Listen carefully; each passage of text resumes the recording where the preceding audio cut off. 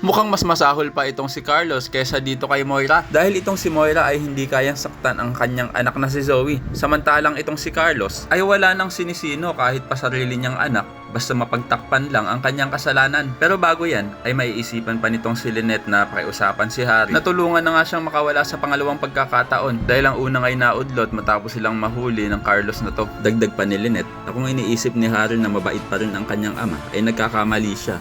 Dahil nasaniban na nga ito ng demonyo at halimaw na. Buong akala naman ni Lynette nakakalaga na siya ni Harry. Pero tumayo lang pala ito para puntahan ng kanyang ama at pakiusapan ito. Dahil gusto yata ni Harry na si Carlos mismo ang magtanggal ng mga tali nitong si Lynette. Dahil nahahati nga ngayon ang puso't isipan ni Harry dahil mas lumalamang pa rin ang pagiging anak niya kay Carlos. Pero pag namatigas nitong si Carlos na hindi niya daw pwedeng pakawalan si Lynette dahil tsak dediretso na daw ito sa mga pulis at ipapakulong siya. At idadamay niya din daw itong si Harry. Hindi naman magugustuhan ni Harry ang sinabi ng kanyang ama dahil bakit siya madadamay samantalang si Carlos lang naman ang kriminal. Kaya naman dito natuluyang matatauhan si Harry at kapag hindi pa rin daw pinakawalan ni Carlos ang kanyang asawa ay siya na mismo ang magsusuplong sa ama sa mga pulis. Mabuti na lang talaga at natauhan na itong si Harry.